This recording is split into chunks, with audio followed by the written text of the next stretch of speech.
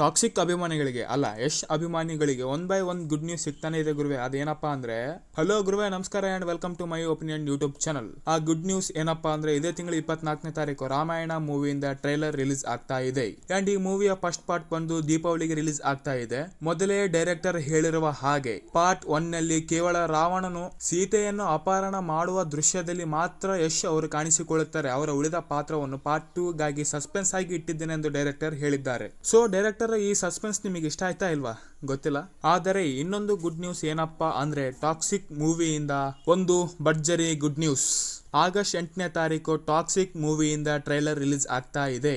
Official ಆಗಿ toxic team ನವರು ಹೇಳಿದ್ದಾರೆ. ಈ ಟ್ರೈಲರ್ ಲಾಂಚ್ ಇವೆಂಟ್ ಅನ್ನ ಬೆಂಗಳೂರಿನಲ್ಲೇ ಮಾಡುತ್ತೇವೆ ಎಂದು ಹೇಳಿದ್ದಾರೆ ಟಾಕ್ಸಿಕ್ ಟೀಮ್ ನವರು. ಸೊ ಗೀತು ಮೋಹನ್ ದಾಸ್ ಅವರ ಡೈರೆಕ್ಷನ್, ಯಶ್ ಅವರ ರಾಯ ಅಂದ್ರೆ ಯಶ್ ಅವರ ಅಭಿನಯದ ಡೆಡ್ಲಿ ಅಂಡ್ ಸಸ್ಪೆನ್ಸ್ ಹೊಂದಿರುವಂತಹ ಟಾಕ್ಸಿಕ್ ಮೂವಿಯನ್ನು ನೋಡಲು ನೀವು ಕಾಯ್ತಾ ಇದ್ದೀರಾ.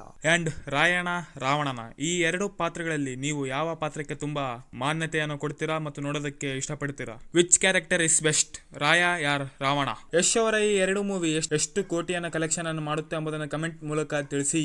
ಸಿಗೋಣ ನೆಕ್ಸ್ಟ್ ವಿಡಿಯೋದಲ್ಲಿ. ಅಲ್ಲಿವರೆಗೂ ಕೀಪ್ ವಾಚಿಂಗ್ ಗುರುವೈ.